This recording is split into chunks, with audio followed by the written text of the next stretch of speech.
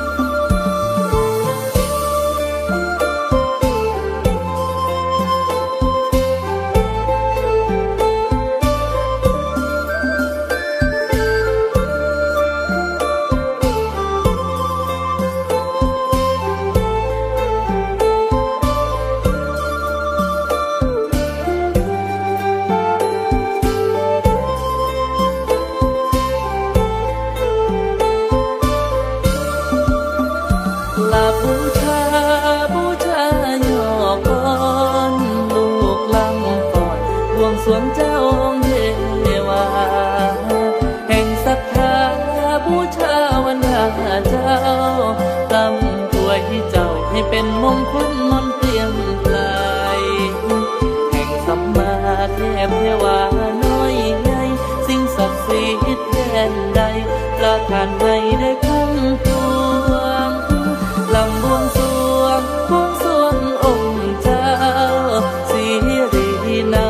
ด้วยนาดอ่อนถวยส่งสลวยสวยดังเดือนเด่นใครต้องเห็นเป็นมนต์นาดด้านในแดนสวรรค์สันป่าสุราลัยที่พบแดนใดตำถวยไทยว่าบูชา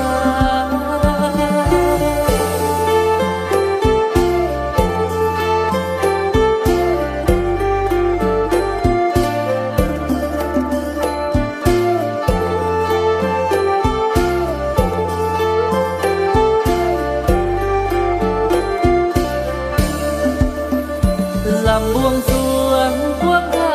ลำฟ้อนยกย่อก่อนพระวรเท้าเทวาเสด็จไทยสดับลำบูชา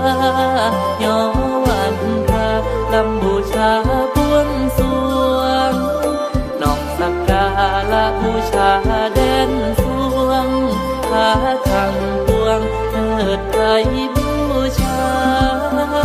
สิชัยมงคลลีที่ดลสำเร็จมนตราพรอันใดให้ได้บูชาพระเบื้องหน้าทรงสำเร็จปรารถนา